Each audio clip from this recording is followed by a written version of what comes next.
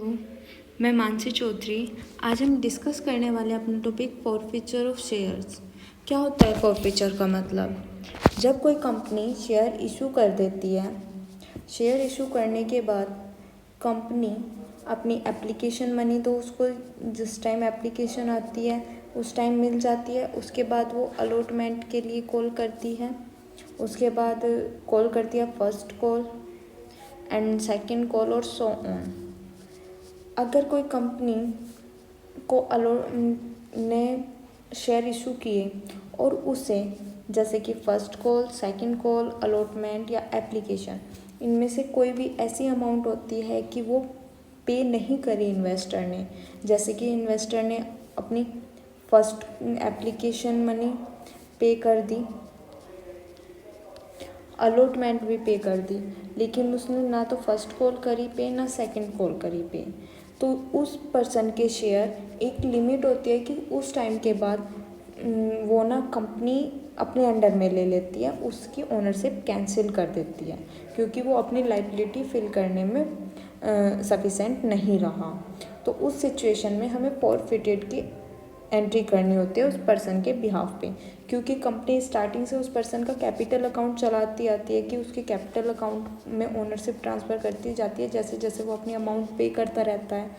At the last जब forfeiture का मतलब क्या होता है? लॉस समथिंग, किस चीज़ का लॉस। तो एट द लास्ट जब वो पर्सन पे करने में सफिशेंट नहीं होता, वो पे नहीं कर पाता, तो कंपनी उसी के बिहाफ पे फॉरफीचर की एंट्री कर देती है कि उसने इतने जो अमाउंट पे की थी उसका लॉस हो गया।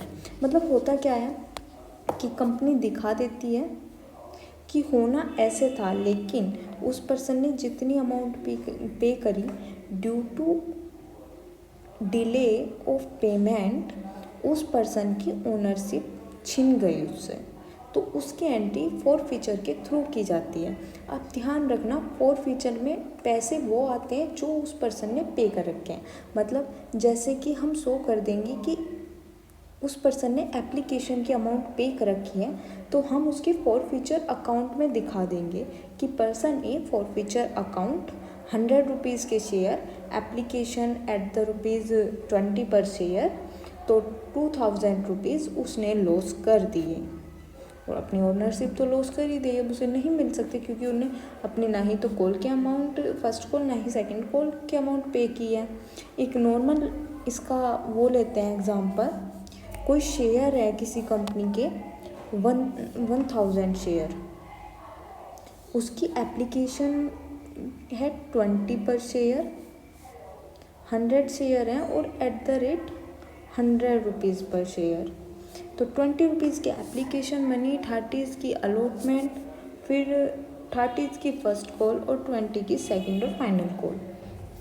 तो इस सिचुएशन में उसने एप्लीकेशन मनी कर दी, अलॉटमेंट कर दी, लेकिन ना ही तो कॉल की अमाउंट पे करी और ना ही करी उसने सेकंड कॉल के अमाउंट पे।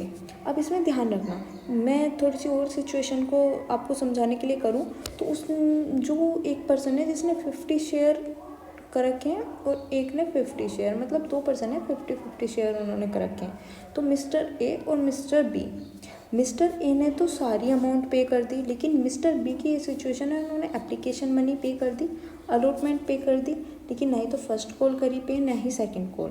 तो उस सिचुएशन में क्या होगा हम आगे देखेंगे। पहले मैं आपको एक उसका इसी एग्जांपल से हम आगे का अपना क्वेश्चन देखेंगे कैसे एंट्री करते हैं, लेकिन उससे पहले मैं आपको बता दूं कि एंट्री का फॉर्मेट क्या होता है।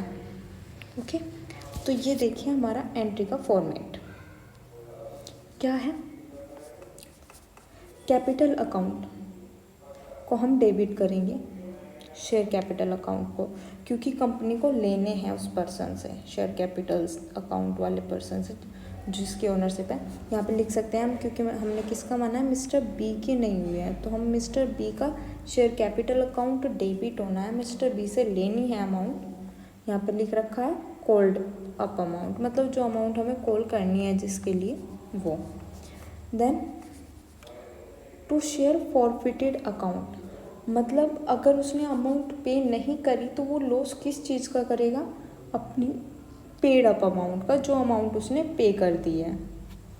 Okay, then to share allotment account, share allotment account में वो मनी आएगी जो मतलब उसने पे नहीं करी अलॉटमेंट पे।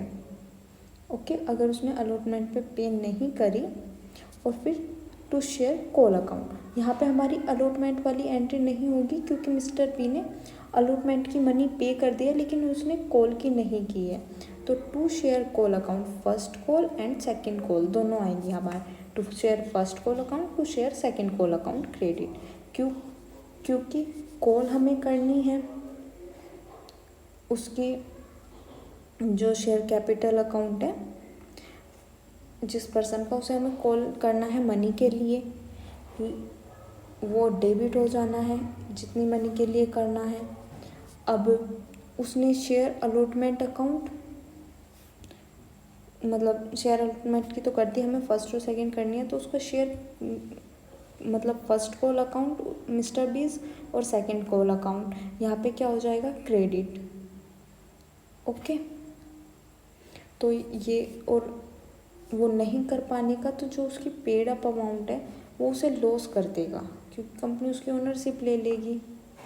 यह है share forfeited for non payment of allotment और मनी कॉल, मतलब अलॉटमेंट की मनी और कॉल जो है उनकी मनी की वजह से वो पर्सन फॉरफिटेड कर रहा है, अपने शेयर को लॉस कर रहा है, इसलिए ये एंट्री हो रही है। तो ऐसा होता है कि आपके यहाँ पे मानो 2000 रुपये अलॉटमेंट के, इस क्वेश्चन के अकॉर्डिंग, इस एंट्री के अकॉर्डिंग मैं आपको बताती हूँ कि आपका शेयर कैपिटल अकाउंट है, उसकी पूरी मनी है जो शेयर कैपिटल अकाउंट की वूल अमाउंट है 100 शेयर, 100 पर शेयर। तो ये कितने हो गए, 10,000 डेबिट हो जाएंगे क्योंकि 100 शेयर हैं और पर शेयर 100 रुपीज़ की वैल्यू है, तो कैपिटल अकाउंट डेबिट हो जाएगा। देन शेयर फॉरफिटेड, तो सिर्फ एप्लीकेशन अमाउंट की बात करें यहाँ पे क्योंकि इन्होंने कहा कि note payment of allotment money और कॉल मनी, तो हमने एप्लीकेशन ली थी 20 रुपीज़ पर शेयर, तो 20 पर शेयर 100 शेयर ये हो गई 2000 की, तो 2000 रुपीज़ जो उसने पे किए वो उन्हें लॉस कर देगा। And to share allotment account, allotment account की जो उसने पे नहीं किए 30 से 100 पर शेयर 3000, देन उसने फिर कॉल के फर्स्ट कॉल 30 पर शेयर एंड सेकंड कॉल 20 पर शेयर, तो 30 और 20 50 मल्टीप्लाई बाई 100 5000 रुपीज़ उसके, इसके जो उसने पे ही नहीं किए, तो इनका तो लॉस नहीं होना, बस वो इन्हें पे नहीं कर पाए तो इसलिए उसे ओनरशिप नहीं मिलने की। तो ये आप बैलेंस देखेंगे तो ये सम अप करने के बाद 10,000 ही बनेगा और हमारा डेबिट भी 10,000 ही हो रहा है। इस तरह आपकी फॉरफिटेड की एंट्री होगी।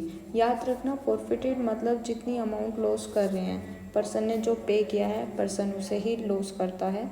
तो अगर यहाँ पे प्रीमियम होती और प्रीमियम की अमाउंट पे होती तो वो भी यहाँ पे आपके फॉरफिटेड अकाउंट में ही ऐड हो जाती। जैसे कि अगर हम बात करें पर्सन ने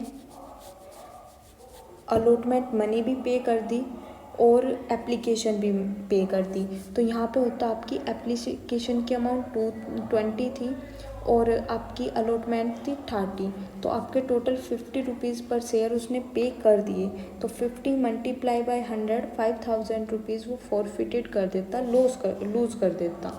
और उसके बाद जो बची हुई अमाउंट कंपनी को कॉल करनी है उनके अकाउंट के थ्रू उनकी क्रेडिट की एंट्री हम यहाँ पे कर देते हैं नीचे। ओके, तो इस तरह से आपकी फॉरफिटेड की एंट्री होती है।